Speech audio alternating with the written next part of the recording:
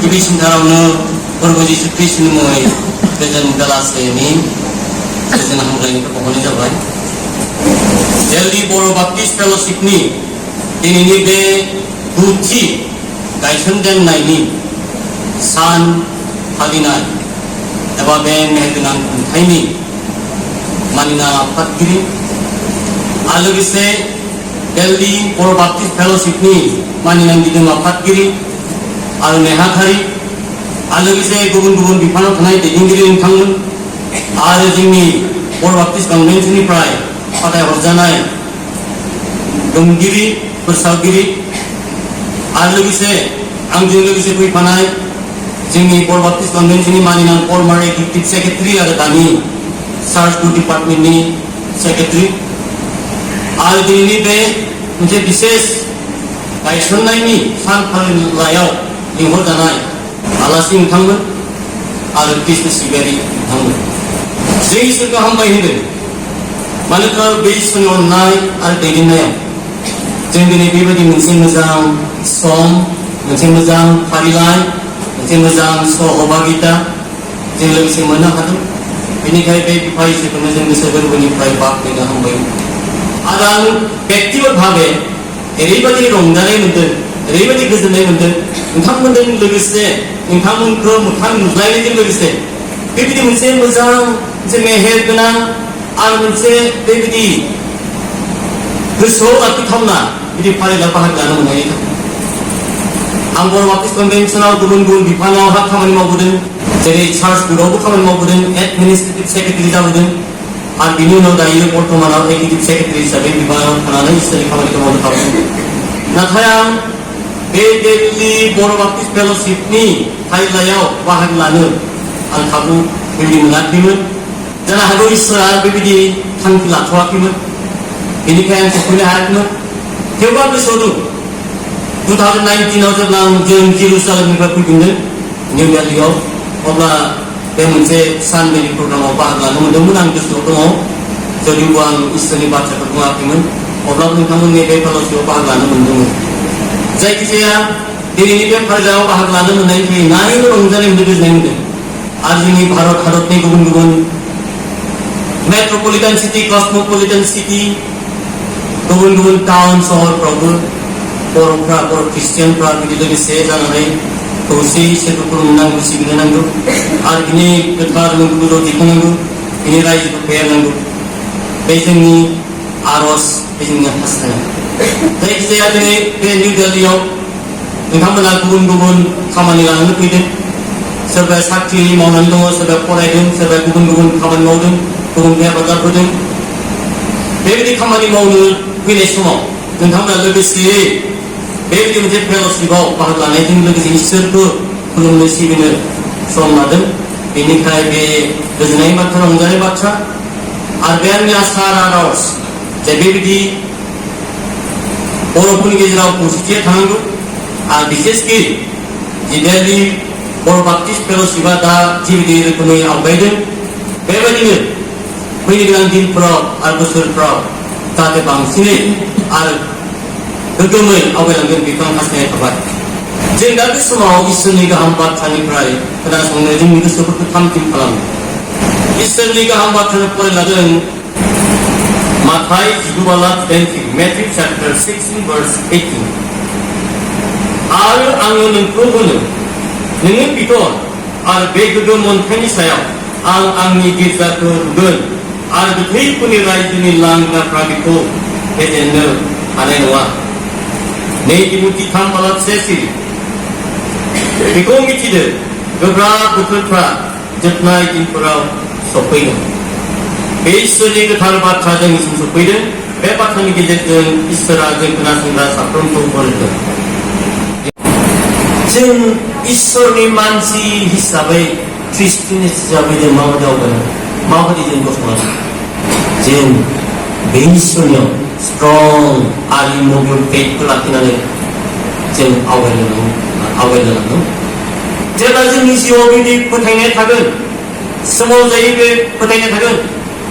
अब्लासो जों इसोरनो जोंनि सेथि अननायखौ होनो हागोन फार्स्ट लाभ बे सेथि अननायखौ जों हागोन जों बाइबेलाव मोननो हायो जाजेननाय 2:4 रेभेलेसन चैप्टार 2 verse 4 आव जों मोननो हायो बे इफिसियासनि मण्डलीखौ बुंनायमोन जिसु ख्रिस्टनि अजदा बिसोरनि कमप्लेना नों गासैयावबो मोजां गासैयावबो थिग दङ नाथाय नोङो बिदि सेथि अननायखौ नागारगौ दिनै जों बे खोथायाव जों साननो गोनां अनजाया जों दिनै सोरनो जोंनि सेथि अननायखौ होदों बाइबेलाव 2 तिमथि 3:1-4निफ्राय 2 थाङोब्ला जों नुनो हागोन जोबनायनि मुगायाव मा जों मानसिफोर गावखौल' अनग्रा थाखाखौल' अनग्रा बिमा बिफाखौ मानि फुदला दुगा गोबां गोलाव लिस्ट जागोन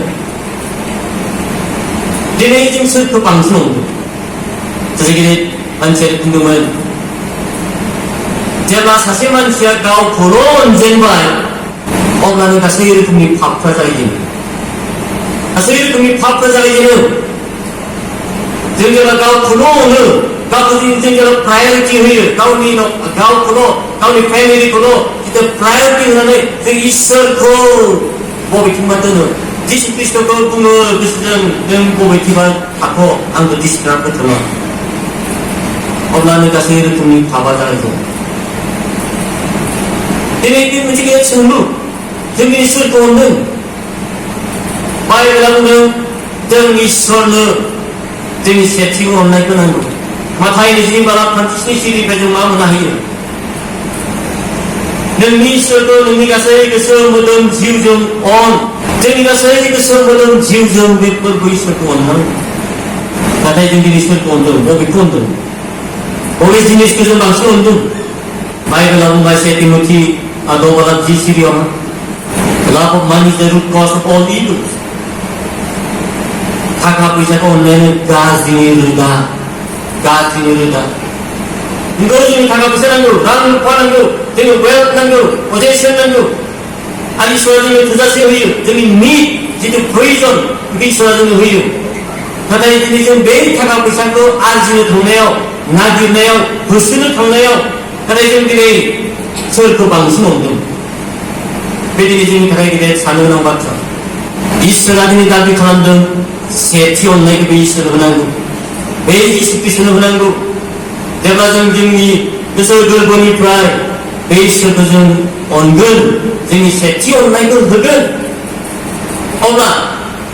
जों मानिग्राबो जागोन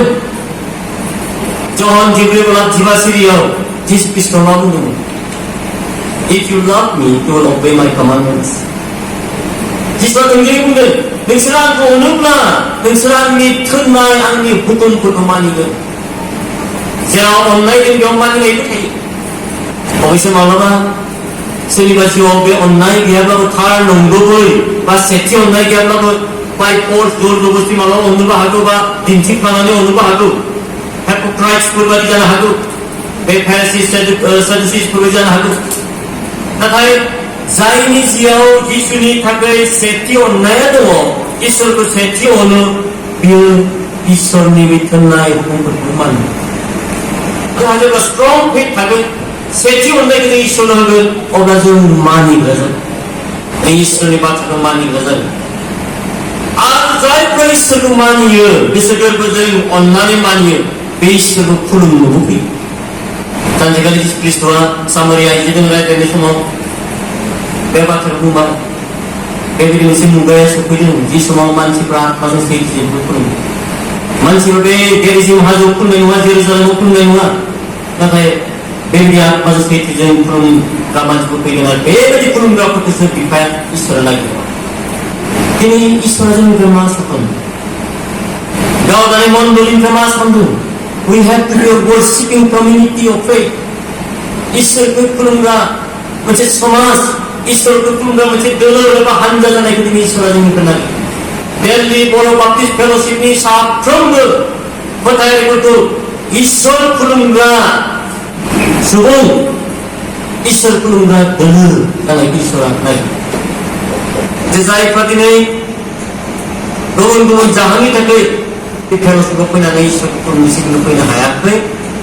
Angodination, Bed Tarbat again than Gune College. Nikamra Pinango, Videobar, Holboni San, Jesus Christ, Stunk San, Beg Tarasana, Isra to Pulum Signal Pinan. Manu Isra Pulunaya. It's an eternal occupation. जब तक ये अनंत काल में occupation ना पूजा वो तो बांग्ली community में जान खामर की कमाओ ईश्वर खामर कमाओ दे जेरे जन ईश्वर को मस्जिद ये जन रजाबो जन मसाये दाम आर बिबिदिने जन दान हुयो जन दान न डॉक्टर साहु गुबुन को हेफाजाब हुयो मानो ईश्वर को नया eternal occupation जन जब असर को थंगल वजन गुबुन दान होने हुआ मान गयो बेजरे में खाई हुआ बेरा में मच खाई हुआ जब रसूल को थंगल जब बुनी देंगे हम लोग पुसोने में हमारे लोग राव को खाकी में सिखाने हुआ कि हम लोग पुसोने प्रे जो जाने हुआ बताए जब रसूल को जब थंगल जब ओराइसान जब एक पूर्व ईश्वर को रिजाबे बात नहीं करते जब आगे सान हो वैसे सिर्फ सान हो था जना या और लोग जिराया जैसे जब पूर्व ईश्वर को बात नहीं पाते हैं जब पूरी समझ बिदिब्ला बे ईश्वर खुलुमनाय सिबिनाया बे गोथार सानाव ईश्वर खुलुमनाया बे बुहुमाव जों थांना थानाय समावबो जों खालामनो नांगोन आरो जों सोरगोआव थांनांगौ खालामनांगोन अब्ला बेसेबां गुरुत्वपूर्ण बे मोनसे आयदा बेखौ साननो गोनां बाथ्रा दिनै नोंथाङा बे गोथार सानाव सोरबाया गुबुन गुबुन जाहोन लानानै आं फैनो हाया होनना बुंदों आंहा सम गैया होनना बुंदों आं सम मिलायनो हायाखै होनना बुंदों आं फोथायो ईश्वरनि खाथियाव बे अजद बे आपत्तिफ्रा थाखिनाय नङा अबयसे माखासे थानो हागौ जे सोरबा सोरबा सुटि मोना देवबार नाथाय जायफ्रा जेबो बिदि गिदिर जाहोन गैयाब्लानो फैयाखै फैनो थाखाय गोसो जायाखै दिनै ईश्वरनि बाथ्रा बुंदों फैनांगौ बे ईश्वरखौ खुलुमनांगौ मानोना जहन 4:23 सिगां जों मोननो हायो ईश्वरानो आत्मा God is spirit and those who worship him must worship him in spirit and in truth जायफ्रा बे ईश्वरखौ खुलुमो आत्माजों सैथोजों बेखौ खुलुमनांगौ आं नोंखौ गुरै खावलायो बे ईश्वरखौ खुलुमनो फैनांगौ आत्माजों सैथोजों खुलुमनो फैनांगौ आरो ईश्वरा बेखौनो नोंथांनिफ्राय आसा खालामो सामावनो जोङो गिफ्ट होनो लाबोदों बे गिफ्टखौ प्रेसिडेन्टआनो हेन्ड अभार खालामगोन अन्नानै प्रेसिडेन्टखौ स्टप होबाय